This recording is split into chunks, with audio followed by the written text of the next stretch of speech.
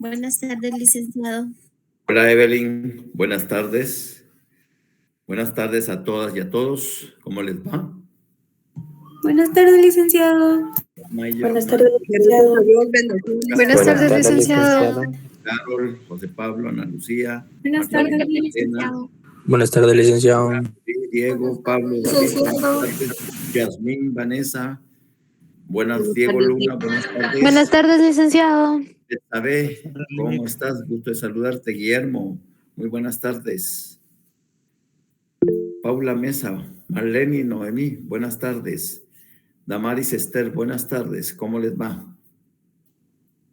Muy bien, como acá tenemos en la J 160, entonces la mitad estamos exactamente ahorita. Mientras se conectan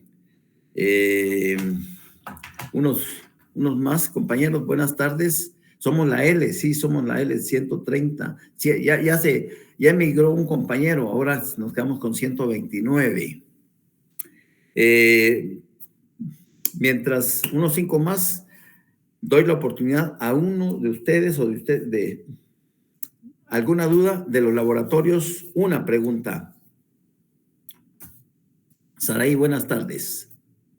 ¿Alguna duda o todo está bien? Jimmy Josué. A ver, él fue la Buenas tardes, licenciado. Sí, hola, yo Jimmy. tengo una pregunta con respecto al laboratorio 2, la pregunta 21. Laboratorio 2, la pregunta 21.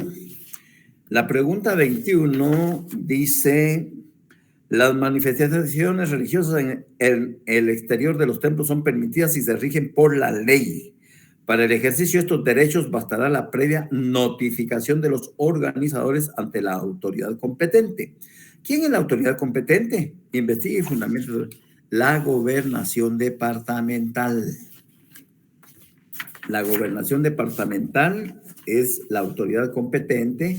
Tú quieres comprar la ley de la gobernación departamental, lo puedes hacer. ¿Ya? Muchas gracias, licenciado. ¿En qué plataforma? En esta misma plataforma, Eric, para servirte. Es decir, ahí en el Classroom, en el tablón. Allá en el tablón encontrás ya los 4 laboratorios que hemos subido. Estamos subiendo uno cada clase. Saraí Recinos, dime. Buenas tardes, licenciado. Sí, yo tenía una duda. Bueno, yo ya he hecho los laboratorios, pero la pregunta 18 del laboratorio 1, tengo una duda. No sé si usted me podría ¿Cuál ayudar es tu duda? o aclarar la duda. Bueno, ¿En qué la pregunta responsabilidad número 18 incurren las dice: ¿en qué autoridades y después de responsabilidad señalado el plazo incurren indicado en la... ¿Ya? Ajá, Sí. sí. En la pregunta anterior, el detenido aún no ha sido puesto a disposición de las autoridades judiciales competentes. Correcto. Entonces, de esta pregunta, pues el tiempo o el plazo señalado es un plazo que no tiene que exceder a las 6 horas, ¿verdad? Correcto. En teoría. Entonces, aquí pregunta: ¿en qué responsabilidad caen las autoridades si después de las 6 horas el detenido aún no ha sido puesto a disposición de las autoridades? Correcto. Entonces, pues el artículo 6 de la Constitución Política dice que el funcionario agente de autoridad que infrinja lo dispuesto en este artículo será sancionado conforme a la ley, pero no especifica qué ley. Solamente quisiera que usted me dijera qué ley para yo buscar el artículo. Bueno, la puedes encontrar en el Código Penal.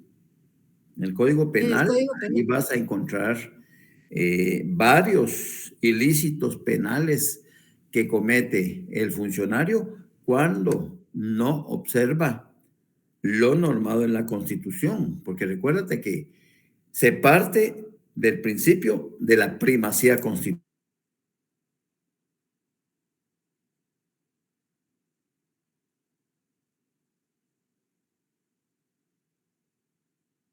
Es individual, quién es responsable de su texto paralelo. Lo que pasa que todos los días de clase damos oportunidad para ver si hay alguna duda en relación a alguna pregunta, para ampliárselas, orientárselas, darles la respuesta, etcétera, etcétera. Entonces, pero el trabajo es individual, aquí no es trabajo de grupo. es trabajo individual, porque el texto paralelo para el viernes 4 de mayo se va a calificar y tiene una ponderación de hasta 10 puntos. Por eso es un trabajo eminentemente de carácter individual. Entonces, hay un abuso de poder. Hasta se puede acusar de secuestro, de plagio. O sea, esas figuras las encontrás tú en el Código Penal. Hay responsabilidades administrativas también, ¿ya? Entonces, si bien es cierto, la respuesta tendría que ser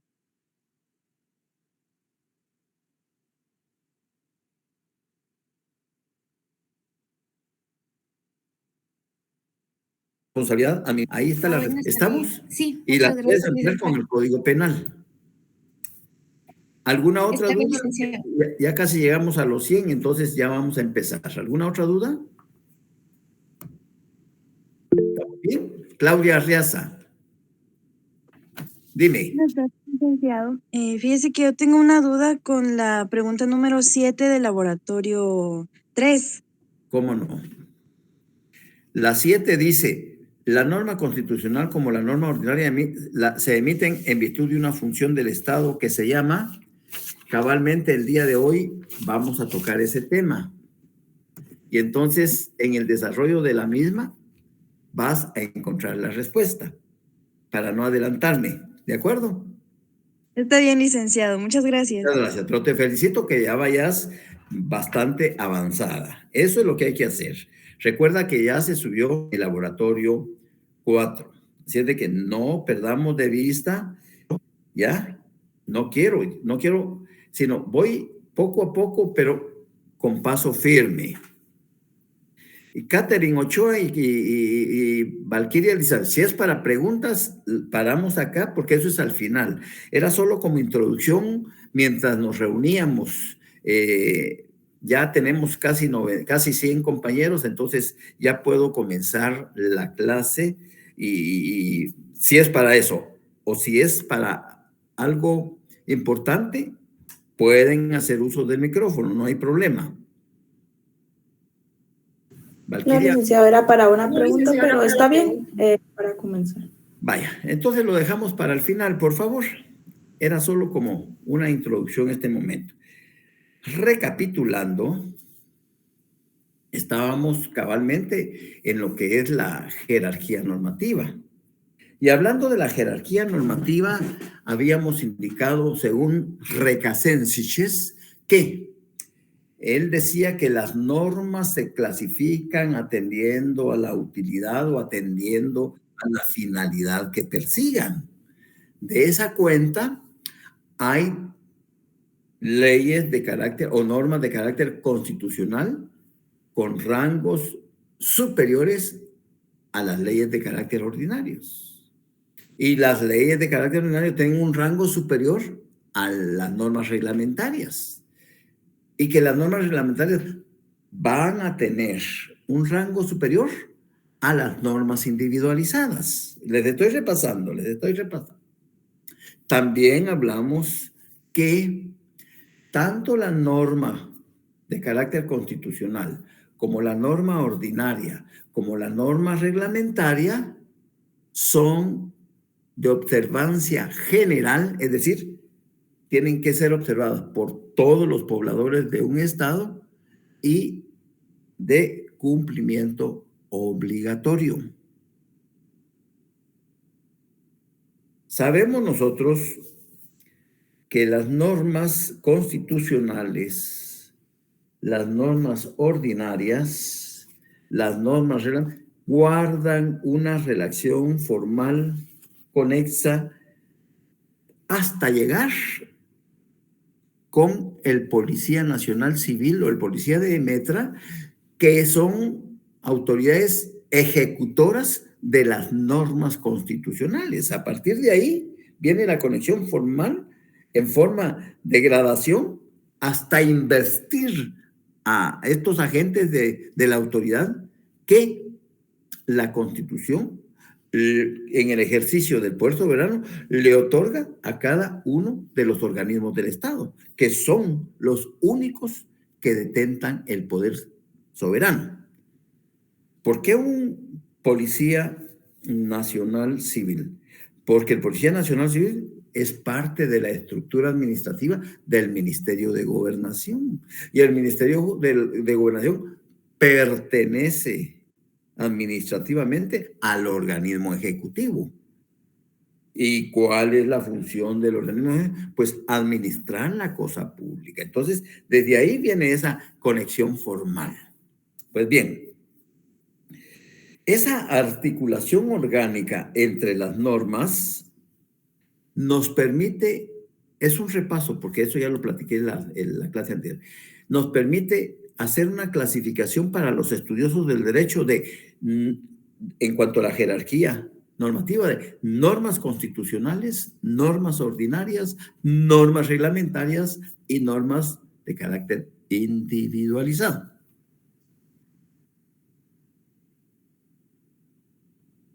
Eso no quiere decir que dentro de esa jerarquía podamos incluir la doctrina, la jurisprudencia, los tratados y convenios, los contratos, etcétera, etcétera.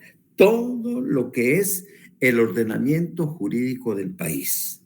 De esa cuenta, para efectos de nuestro curso, solo vamos a entender o vamos a clasificar dentro de la jerarquía normativa a las normas constitucionales, ordinarias, reglamentarias e individualizadas. Ahora bien,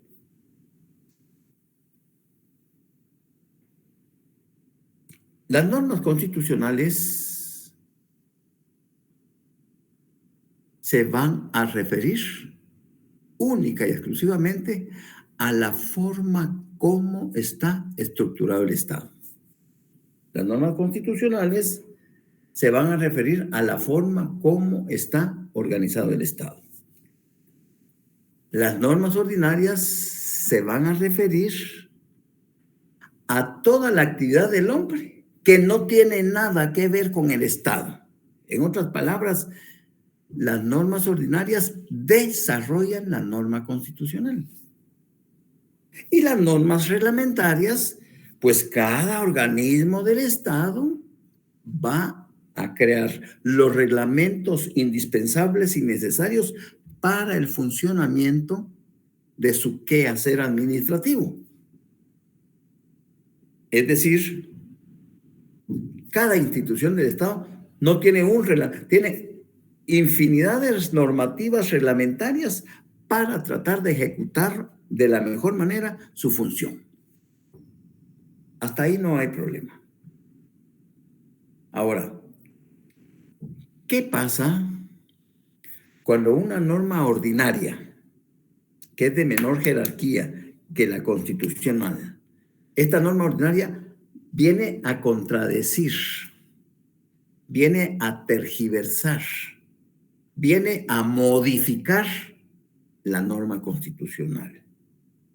Cuando una norma ordinaria intenta retorcer a la norma constitucional, esta norma ordinaria es nula de pleno derecho. Nula de pleno derecho. Es decir, ninguna ley ordinaria puede atentar, puede tergiversar, puede modificar, puede cambiar la norma constitucional. Es nula de pleno derecho. Pero ¿cómo hago como ciudadano o como institución ejecutar esa nulidad de pleno derecho? Pues fácil. Me voy al artículo 267 de la Constitución y ahí habla de la inconstitucionalidad de leyes de carácter general. Que cuando existe una ley de carácter ordinario, un reglamento, una disposición de carácter general, un acuerdo gubernativo de carácter general, que venga a contradecir a la norma constitucional, es nula de pleno derecho. Y a través de un procedimiento que se denomina inconstitucionalidad de leyes de carácter general, voy a realizar el procedimiento adecuado ante la Corte de Constitucionalidad para expulsar a ese reglamento general o a esa norma ordinaria o a ese acuerdo gubernativo que está intentando retorcer, modificar, limitar a la norma constitucional. Vamos a ir por partes para entenderlo. Primero, Constitución en mano, nos vamos con su resaltador de una vez para subrayar el artículo, buscamos el artículo 44. Derechos inherentes a la persona humana. Los derechos y garantías que otorga la Constitución no excluyen otros que, aunque no figuren expresamente en ella, son inherentes a la persona humana. Vuelvo a repetirles para explicárselos. Los derechos, o sea, me refiero a los derechos individuales si es a una persona individual y me refiero a los derechos sociales si son grupos mayoritarios a los que se les debe tutelar sus derechos mínimos contenidos en la Constitución. Y garantías, imagínense, y procedimientos establecidos en la propia Constitución. O sea, la exhibición personal, el amparo, la inconstitucionalidad de leyes a casos concretos o inconstitucionalidad de leyes de carácter general. Esas son las garantías constitucionales. Entonces, dice, derechos inherentes a la persona. Los derechos y garantías que otorga la Constitución no excluyen otros que, aunque no figuren expresamente en ella, son inherentes a la persona humana. El interés social prevalece sobre el particular. Ahí no hay pierdes. Sabemos nosotros que siempre el interés social se va a privilegiar sobre el interés particular. Pero este parrafito es el que quiero que me subrayen con especialidad. Serán nulas ipso iure, ipso facto en el momento, serán nulas ipso iure, las leyes y las disposiciones gubernativas. Esas son ordinarias porque las emite el presidente de la República en Consejo de Ministros. Las leyes y las disposiciones gubernativas o de cualquier orden que disminuyan, restrinjan o tergiversen los derechos que la Constitución garantiza. Y entonces ahí, por favor, a ese parrafito le ponen un asterisco con su lapicero y le ponen así a un lado de su Constitución, ver art. 267 cons. Entonces, esa tela de araña que estamos comenzando a hacer aquí nos lleva al artículo 267, ¿ya?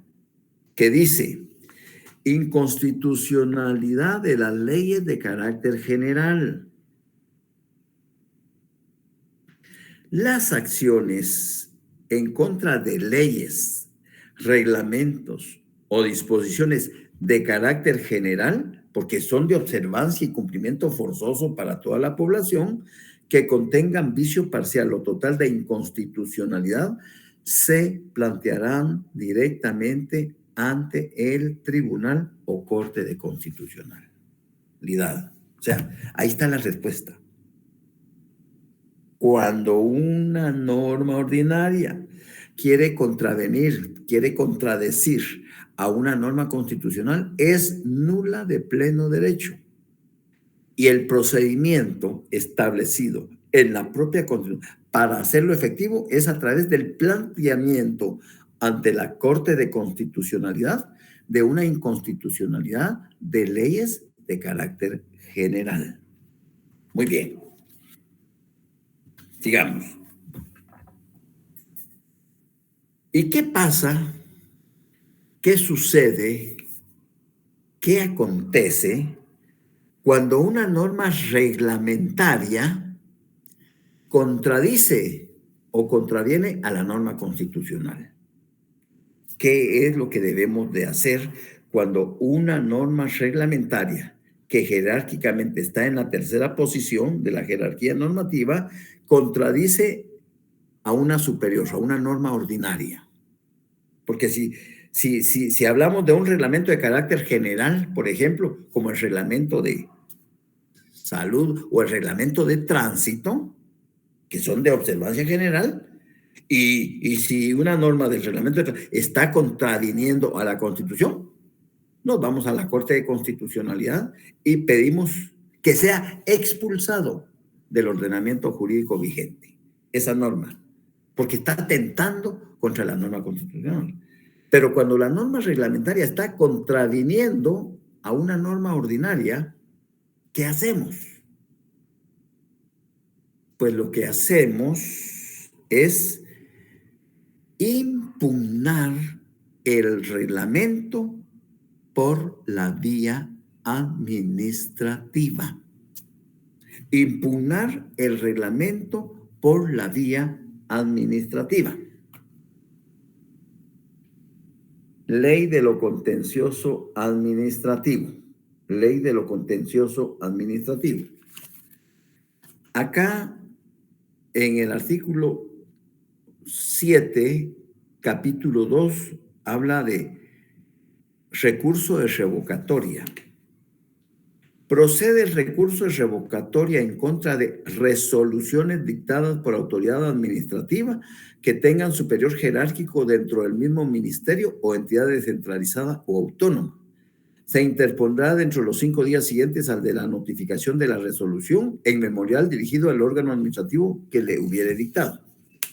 Y el otro artículo, y ahorita se los explico, aunque esto ustedes lo van a ver despacio en su curso de Derecho Procesal Administrativo, pero es solo para que tengan un insumo, que tengan una herramienta más dentro de su disco duro para que lo saquen en el momento en que lo vayan a necesitar. Y está el recurso de reposición. Artículo 9. Contra las resoluciones dictadas por los ministerios y contra las dictadas por las autoridades administrativas superiores, individuales o colegiadas de las entidades descentralizadas o autónomas, podrá interponerse el recurso de reposición dentro de los 5 días siguientes a la notificación. El recurso se interpondrá directamente ante la autoridad recurrida. Sintetizo. Supongamos que el Departamento de Tránsito de la Policía Nacional emitió el reglamento de tránsito. Y más de alguna vez la mayoría de todos nosotros que hemos cumplido con los requisitos para obtener una licencia de conducir vehículo, ya sea moto o automóvil, la primera vez que la sacamos, salvo que nos hayan hecho la campaña, tuvimos que leer algunos artículos del reglamento de tránsito, emitido por el Departamento de Tránsito de la Policía Nacional Civil. Pero si hubiese un artículo de ese reglamento, o hablemos de la ley electoral y de partidos políticos, que también cada institución tiene su reglamento, Entonces, si hablamos del acuerdo número 18/2007 del Tribunal Supremo Electoral, reglamento de la ley electoral y partidos políticos, por decir algo. ¿Okay? Si hubiese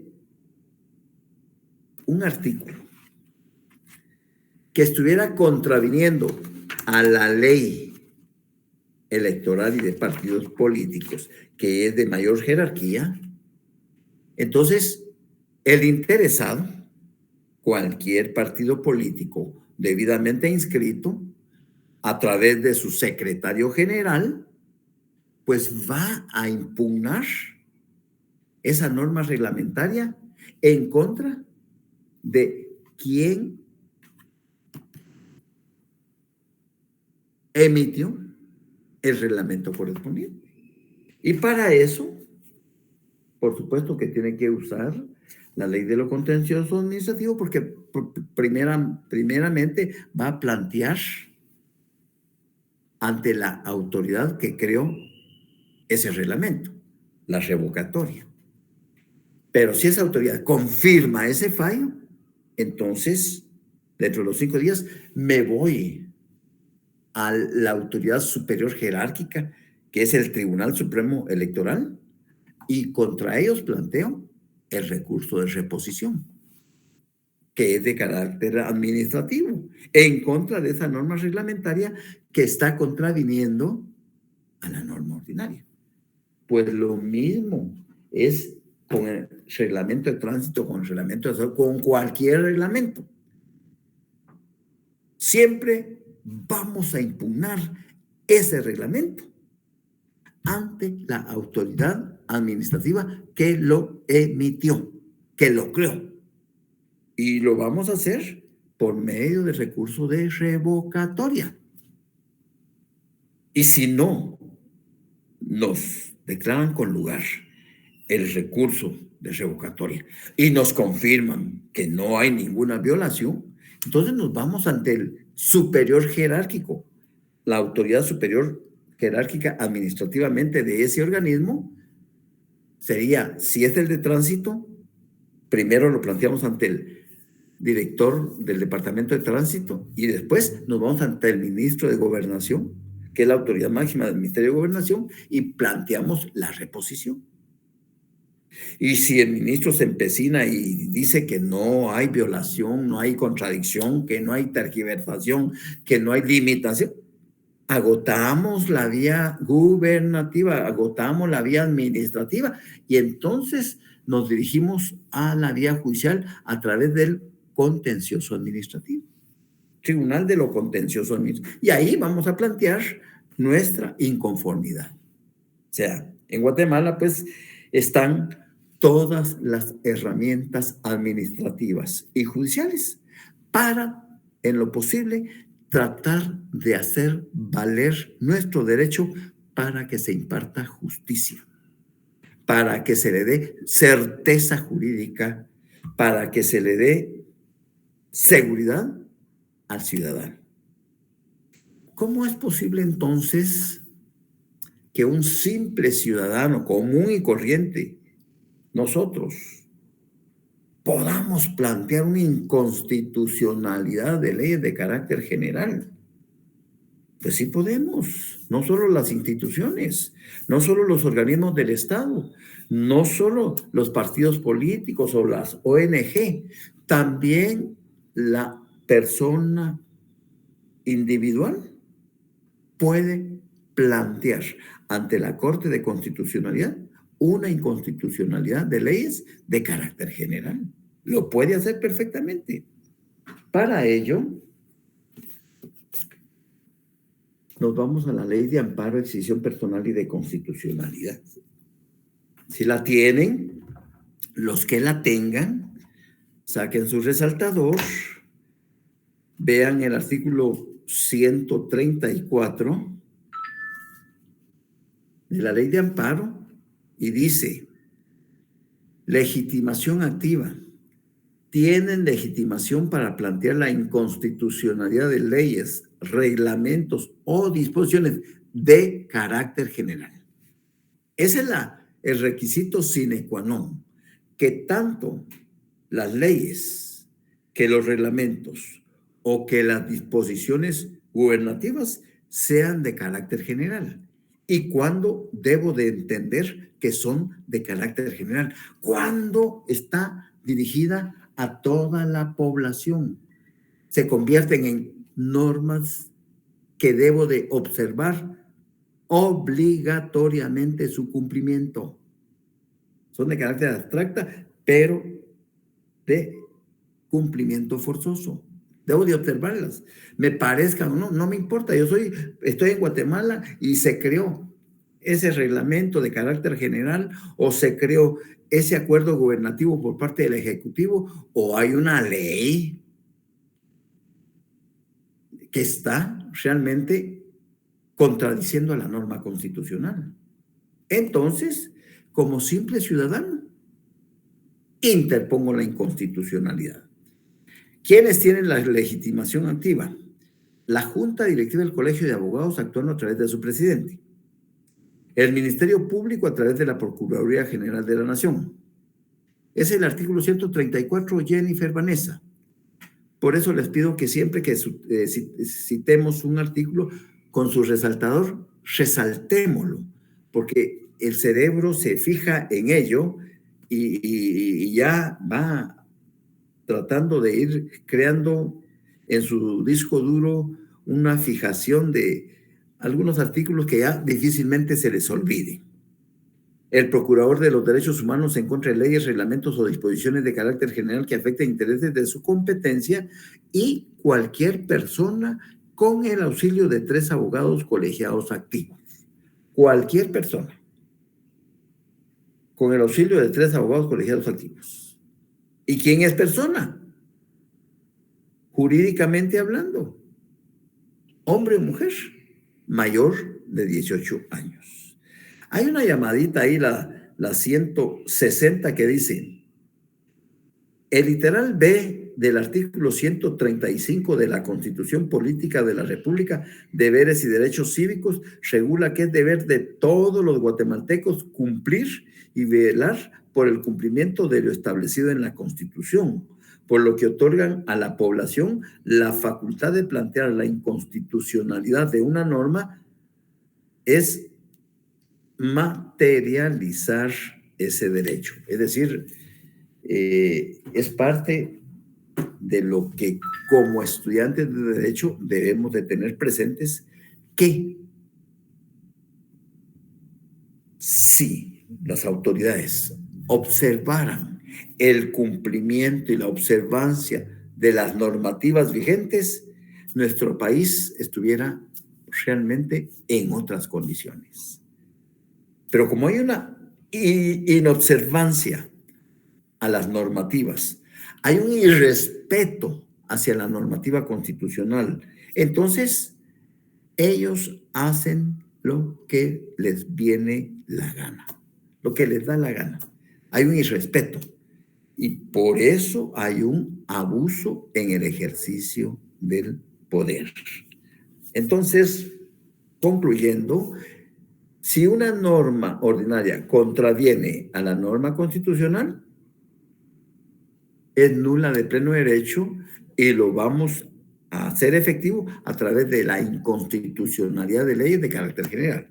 Si una norma reglamentaria está contraviniendo a una norma ordinaria, pues impugnamos el nombramiento, el reglamento por la vía administrativa. Ya les recuerdo que las normas constitucionales se refieren exclusivamente a la estructura y la forma como está organizado el Estado, y que las normas ordinarias se refieren a toda la actividad que realiza el hombre que no tenga relación con el Estado. Yo, como simple ciudadano, celebro hoy un contrato de arrendamiento, es mi actividad, o tengo que ir a comprar un aparato a algún alma. Esas normas ordinarias regulan mi libre locomoción, que no debo de tocar las cosas, no debo de hurtar, no debo de robar, debo de ser respetuoso, proteger la vida, la integridad, etcétera, etcétera, etcétera. Debo de, si ando en un vehículo, que este vaya plenamente identificado, yo debo de cargar mi licencia de conducir vigente, etcétera, etcétera. La normativa que hay dentro de eso. Muy bien. El origen de la norma constitucional y el origen de la norma ordinaria es diferente. El origen de la norma constitucional y el origen, el nacimiento de la norma es totalmente diferente. Eso ya lo saben ustedes. La norma constitucional es producto de la creación de una Asamblea Nacional Constituyente. Ellas, la Asamblea Nacional Constituyente, como órgano colegiado, crea la norma constitucional. La norma ordinaria la crea el organismo legislativo, es decir, el Congreso de la República. Pero ambas normas, ojo, ambas normas, tanto la constituyente como la norma ordinaria, se realizan en una función del Estado que se denomina función legislativa. Es decir, si hablamos de la norma constitucional, se hace en virtud de una actividad del Estado que se llama función legislativa. Si hablamos de la norma ordinaria, se hace en función del Estado, de una función del Estado que se llama función legislativa. ¿Y qué entendemos por función legislativa? Pues el proceso de crear leyes, punto. Eso es. La función legislativa en Guatemala es el proceso de creación de leyes. Así es sencillo. El proceso de creación de leyes que de acuerdo a nuestra constitución política corresponde única y exclusivamente al Congreso de la República. Única y exclusivamente esa función de creación de leyes corresponde única y exclusivamente al Congreso de la República. Entonces, si definimos lo que es la función legislativa, basta y sobra que nosotros nos empoderemos del concepto que dice creación de leyes, punto. Ahora, si quieren ustedes adornarla un poquito más y que sea más chilerita, entonces es la actividad del Estado que tiende a crear el ordenamiento jurídico vigente de la elaboración de las normas de manera general y abstracta que contienen la forma, cómo está organizado el Estado, cómo funcionan cada uno de los órganos y las relaciones que tienen entre ellos y con los particulares. Pero ya es una forma muy sofisticada. Aún así, como no me han escrito nada, por lo menos escriban eso, de función legislativa. Pregunto si me estoy dando a entender. Para mí eso es más importante. ¿Me están entendiendo? ¿Me están comprendiendo? Sí, licenciado. Sí, licenciado. Gracias. Luis Carlos, ahí está levantando la mano. Muchas gracias. Gracias, licenciado. Yo solo para tenerlo anotado, cuando habló de las leyes reglamentarias, ¿me podría decir a qué se refería? Porque usted dijo constitucionales, el producto de la Asamblea Nacional y cómo está organizado el Estado. Ordinarias, toda actividad del hombre que no tiene que ver con el Estado. Y la es decir, desarrollan las normas constitucionales. Las normas constitucionales. Y es producto de la creación de leyes del Congreso de la República, del organismo legislativo, porque solo a ellos les compete crear leyes. No sé si hacia ahí va, Luis Carlos, tu duda. Sí, lo que ahora solo era como sobre las leyes reglamentarias. Como para... Correcto. Recuérdate que cada institución del Estado, cada institución, entidades autónomas y descentralizadas, para cumplir con la misión que les ha sido encomendada por parte de la Constitución, llamémosle Ministerio Público, que tiene una función específica, que es la persecución penal, llamémosle Universidad de San Carlos, que bueno, tú te encargas, le dice la Constitución, tú, USAC, encárgate de la educación superior en Guatemala, por favor. Tú, Tribunal Supremo Electoral, mira, encárgate de todo lo que tiene que ver con los eventos y actividades de carácter electoral, partidos políticos. Tú, Banco de Guatemala, encárgate, por favor, de la moneda de la banca central, por favor. Y cada una de las instituciones autónomas y descentralizadas y del Estado tienen sus reglamentos, no uno. Para cada función, para cada actividad, tienen sus reglamentos. Entonces, la norma reglamentaria viene a servir como la ejecutora del qué hacer de cada una de las instituciones, no solo gubernativas, sino también municipales y de entidades descentralizadas y autónomas.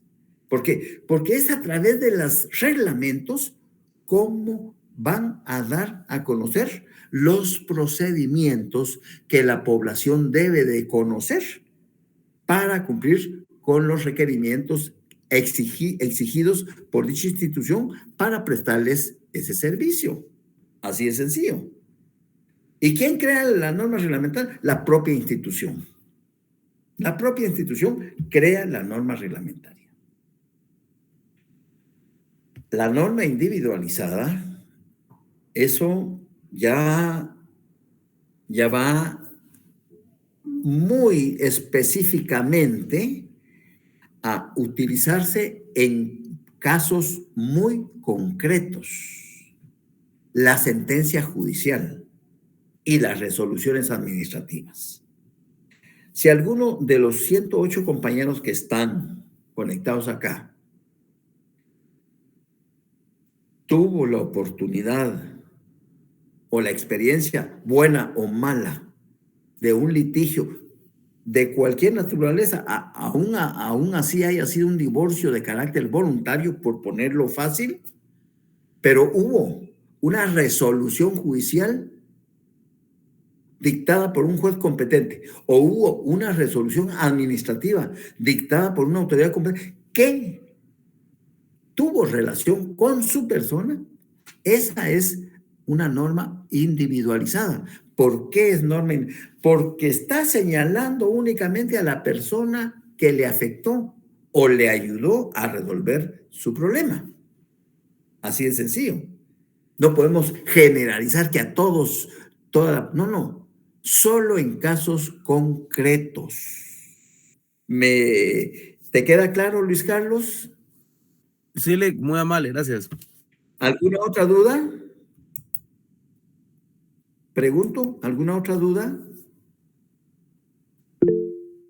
Marlene, por favor. Buenas tardes, licenciado. Disculpe, solamente tengo la duda, o sea que la norma individualizada sería, como bien dijo, una sentencia judicial. O sea, porque solamente está especificada para esta persona. Una pregunta para el también, actor y el cuando... actor o demandado. Solo para ellos tiene relación. Para todos nosotros, ¿no? Exacto. Y cuando se utiliza... Oh, ya. Sigue. Porque luego, o sea, es que no me recuerdo cómo se llaman, disculpe, pero cuando se vuelve a buscar ese caso para resolverlo, o sea, porque es similar. Entonces se empiezan a buscar en las sentencias. Ajá. No. En la cosa juzgada es simple. No estoy yendo a otro lado. La cosa juzgada es cuando resulta que, suponete que hay un litigio en materia civil. Te la pongo así fácil, sencilla, para que lo comprendan todos. Hay un divorcio que fue peleado. Se fue por la vía ordinaria. Porque el divorcio se puede plantear voluntariamente cuando ambos cónyuges están de acuerdo. Ambos cónyuges están de acuerdo, saben que ya la vida en común es difícil, ya no hay armonía, se acabó el amor, y para no estar sacándose los trapos, ¿no?, deciden por la vía voluntaria interponer ante el juzgado competente un divorcio de mutuo acuerdo. Entonces se le presenta al juez un proyecto de convenio de bases de divorcio. Y en el proyecto de convenio de bases de divorcio dice, bueno, que se declare que el hijo procreado, que responde al nombre de fulano de tal y que cuente en la actualidad con 7 años de edad, quede bajo la guarda y custodia de la madre, pudiendo relacionarse el padre los fines de semanas alternos, en un horario de las 10 de la mañana a las 4 de la tarde, y podrá regresarlo el día domingo a las 4 de la tarde. Podrá llevárselo el sábado a las 8 y regresarlo el domingo, cada 15 días, por decirte algo. El padre se compromete a aceptar que cada 15 días y avisará con la antelación debida el fin de semana que por razones de trabajo o de viaje no podrá ir a recoger a su hijo con 3 días de antelación, situación que aceptará la cónyuge mujer, y él pasará en concepto de pensión alimenticia, otro inciso, la cantidad de 3,000 quetzales, aparte cubrirá los gastos médicos, medicamentos, pago de colegio, educación, aunque ambos tienen la obligación, pero él está consciente, bla, bla, bla.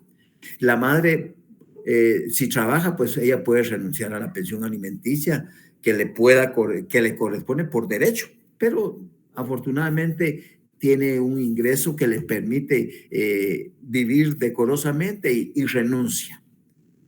Entonces, esos son el proyecto de convenio de bases de divorcio, por decirte algo así a grandes rasgos. Se le presenta al juez y todavía dentro de la audiencia que se haga claro, el juez todavía, mire, y usted está segura de renunciar a su pensión, porque usted tiene derecho a su... No, señor juez, fíjese que como soy profesional, gracias a Dios, y pues tengo un trabajo estable y todo, pero usted puede, porque si renuncia ahorita, ya más adelante no va a poder pedir pensión alimenticia. No, licenciado, señor juez, estoy consciente. Además, yo sé que él es responsable y en dado caso se me atrancaran las carretas, yo sé que él me va a apoyar, porque no estamos peleando. Simple y sencillamente, ya la convivencia en común ya no es posible. Se nos perdió el amor, como dice la canción, y entonces, en lugar de hacerle daño al niño emocionalmente, psicológicamente, pues le estamos dando la oportunidad de que viva dentro de un balance emocional más o menos estable. Entonces, bueno. Entonces, esa sentencia, cuando se dicta, va a afectar únicamente a la pareja. Por eso es una norma individualizada, porque va a tener repercusiones únicas y exclusivamente para esa pareja que se divorció. O si ponente alguien se dedica a la exportación de vehículos y trajo un par de carros y porque era su cuates, no hizo el traspaso y luego ya van 3, 4 años de que no pagan la calcomanía. Entonces la SAT pues ya lo mandó a llamar al que aparece como propietario y entonces se entabla un procedimiento administrativo y se va a emitir una resolución en contra de esa persona. Esa es una norma individualizada porque esa resolución administrativa única y exclusivamente le va a afectar a él. A nosotros no. A nosotros no. A él. ¿Me estoy dando a entender? Sí, licenciado. Muchas gracias. Entonces, ahí estamos. ¿Hay alguna otra duda? Bueno, denme 5 minutos y después voy a dar 5 minutos para preguntas. ¿Puedes repetir en qué situación en que se usa el artículo 139? Correcto, con mucho gusto. El 134 de la Ley de Amparo, en el inciso D, indica que cualquier persona con el auxilio de 3 abogados colegiados activos pueden plantear la inconstitucionalidad de una ley de carácter general ante la Corte Suprema, ante la Corte de Constitucionalidad. Si es un reglamento, pero de carácter general, o es un acuerdo gubernativo, pero de carácter general, porque va dirigido a toda la población del país, entonces esa persona, sintiendo que eso daña a las grandes mayorías, pues se auxilia con 3 abogados e interpone la inconstitucionalidad de leyes de carácter general, o de reglamentos de carácter general, o de acuerdos gubernativos, o de disposiciones, pero que sean de carácter general, directamente ante la Corte de Constitucionalidad. ¿Te queda claro? Sí, Lick, muchas gracias. Muy bien, sigamos pues entonces. Entonces, ya sabemos que la función legislativa es ese proceso de creación de leyes. Es una actividad del Estado que tiende a crear el ordenamiento jurídico vigente, punto. Ya sea constituyente, por medio de la constituyente o por medio del Congreso de la República, de la jerarquía ordinaria. Muy bien. Para concluir el tema, vamos a hablar de las diferencias entre la función legislativa constituyente y la función legislativa ordinaria. Son solo 3 diferencias entre la función legislativa constituyente y la función legislativa ordinaria. La función legislativa constituyente, ese proceso de crear normas constitucionales que le compete a la Asamblea Nacional Constituyente, la primera diferencia es que es de carácter temporal. ¿Por qué? Porque cuando se va a reformar un artículo o varios artículos de la Constitución, depende de qué artículo se trate, se debe de convocar a una Asamblea Nacional Constituyente. Y es solo un artículo, oigan bien esto por favor, es solo un artículo en la Constitución de los 281 que ustedes van a encontrar esa única palabra. Está en el artículo 278 de la Constitución. Para reformar el capítulo primero, más o menos así dice, para reformar el título segundo del capítulo primero, es decir, para reformar los derechos humanos individuales del artículo 3 al 46 únicamente, es indispensable que el Congreso de la República convoque a una Asamblea Nacional Constituyente. Y en el decreto de convocatoria deberá indicar el o los artículos que deban revisarse. Y en el mismo decreto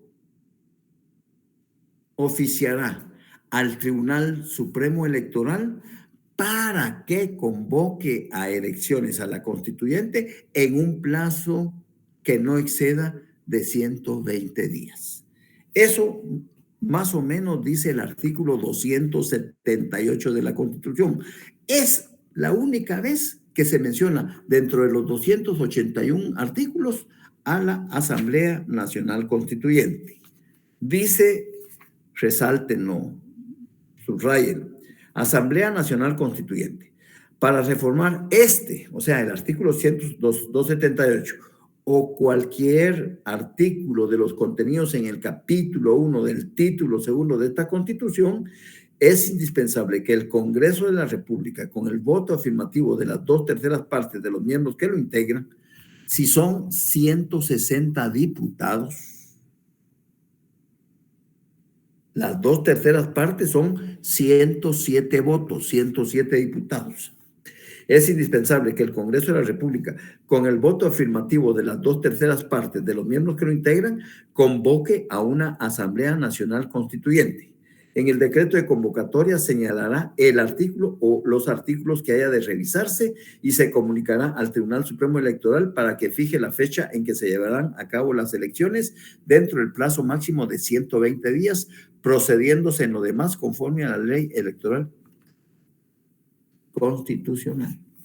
Ahí está. Es el único artículo que señala la integración de una asamblea.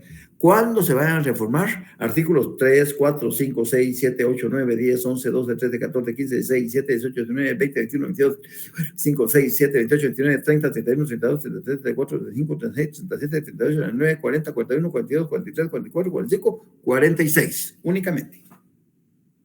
Únicamente. Del 3 al 46 se debe el Congreso, con el voto afirmativo de las 2/3 partes del total de diputados que lo integran, debe convocar a una Asamblea Nacional Constituyente. Por eso la primera diferencia entre función legislativa constituyente y función legislativa ordinaria es que la constituyente es temporal, solo se integra una vez hechas las reformas, se disuelve sin necesidad de decreto alguno. Mire, aquí está el trabajo que nos encomendaron, lo entrega al Congreso y se acabó la Asamblea Nacional Constituyente. Así de sencillo. Mientras que el Congreso es de carácter permanente. El Congreso con el Ejecutivo, con el organismo, siempre están haciendo gobierno. Por eso es de carácter permanente. La otra diferencia, la Asamblea Nacional Constituyente no gobierna, no hace gobierno. El Congreso es parte de los organismos del Estado, por lo tanto, Ejecutivo, Legislativo y Judicial sí hacen gobierno. Y la última diferencia entre función legislativa constituyente y función legislativa ordinaria es que la constituyente es anterior al Estado, mientras que la función legislativa permanente es posterior al Estado. Mire, no entiendo. ¿Ese es un jerigonza o es qué? Se los explico brevemente. Cuando se integra, cuando elegimos a los constituyentes y ellos se integran en una junta directiva y emiten una constitución, así como esta, ellas la terminaron en mayo de 1985, pero entró en vigencia hasta enero de 1986. Y el 14 de enero de 1986, cuando entró en vigencia, surgen a la vida jurídica, política, los tres organismos del Estado: legislativo, ejecutivo y judicial. Y ahí surge el reconocimiento universal a esos tres organismos del Estado. Por eso, la Asamblea Nacional Constituyente, la función legislativa es anterior al Estado, porque el Estado jurídicamente no existe. Claro que físicamente sí existe. Alguien está gobernando, un jefe de Estado o un triunvirato. Alguien está dirigiendo los destinos de Guatemala, pero legalmente hablando, no. Es hasta cuando se pone en vigencia, surgen los tres organismos del Estado. Entonces, por eso es que la función legislativa ordinaria es posterior al Estado. Primero surge el Estado y luego el Congreso de la República comienza a hacer leyes. Y colorín colorado, este cuento se ha acabado. ¿Alguna duda? Sofía. Entonces solo son, disculpe, 46 artículos los que pueden reformarse. No, mi hija, no. Del 3 al 46 son los artículos que para reformarse, ya sea la totalidad del artículo o una palabra de un artículo o una frase o una oración de cualquier artículo del 3 al 46, el Congreso debe convocar a una Asamblea Nacional Constituyente. El 281 son artículos no reformables, son normas petrificadas. En ningún momento, dice el artículo 281, pueden reformarse el artículo 140, el 165 literal G, el 186, el 187, ni en forma alguna todo artículo que se refiera al ejercicio de la alternabilidad en el ejercicio de la presidencia, ni a la forma republicana de gobierno. Eso dice el 281. Quiere decir que el 281 más el 140 más el 165 literal G más el 186 más el 187 más todos aquellos artículos que se refieran al ejercicio de la alternabilidad en la presidencia o a la forma republicana de gobierno, no se pueden reformar, son normas pétreas. Los restantes, dice el 280. Para cualquier otra reforma, será necesario que el Congreso de la República, con el voto afirmativo de las 2/3 partes del total de diputados que lo integran, lo aprueben. Para cualquier otra reforma. Ahí ya entra el 47, 48, 49, 50, 51, 52, 50, para cualquier. Pero, ahí está el nudo, pero estas reformas no entrarán en vigencia sino hasta que sean aprobadas por medio de el procedimiento de consulta popular que lo regula el artículo 173. Ese es el gran candado. Es decir, el Congreso aprueba. El Congreso perfectamente puede aprobar que el matrimonio entre personas del mismo género sea aceptado en Guatemala, porque eso ya es derecho social, después del 46. 47, 40, ya puede decir, mire, el Congreso acepta el matrimonio. Y todos los honorables 160 diputados del Congreso, ahí están. Aquí estoy en la ley electoral y de partidos políticos. Para los que lo tengan a la mano, ¿alguien tiene la ley electoral y de partidos políticos? Nadie. Saraí, ¿tú la tienes? Sí, licenciado. Vaya, búscate el artículo 205 de la ley electoral. 205.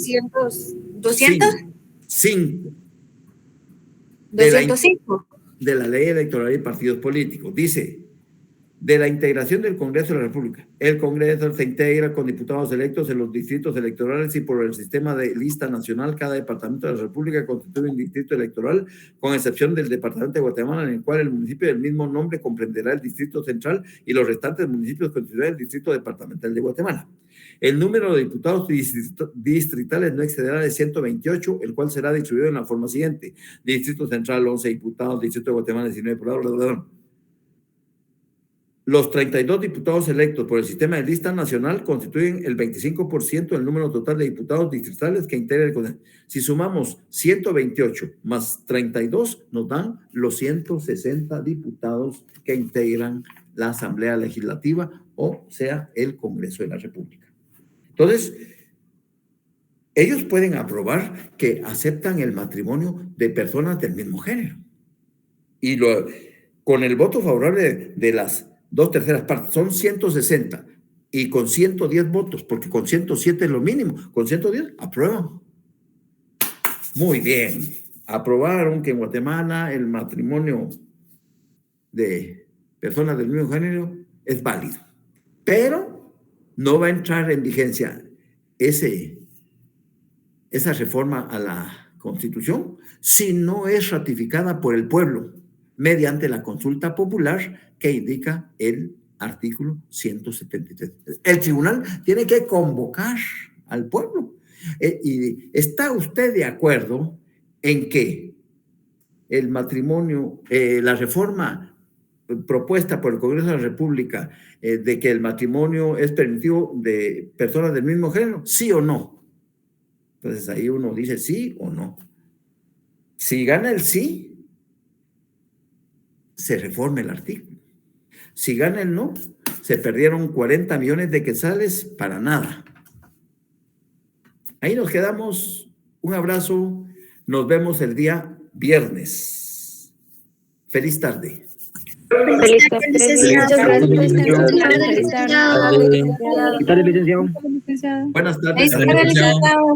Buenas tardes a todos y a todos. Feliz tarde. Feliz tarde, licenciado. Adiós, Miguel. Feliz tarde. Feliz tarde, Lic. Buenas tardes.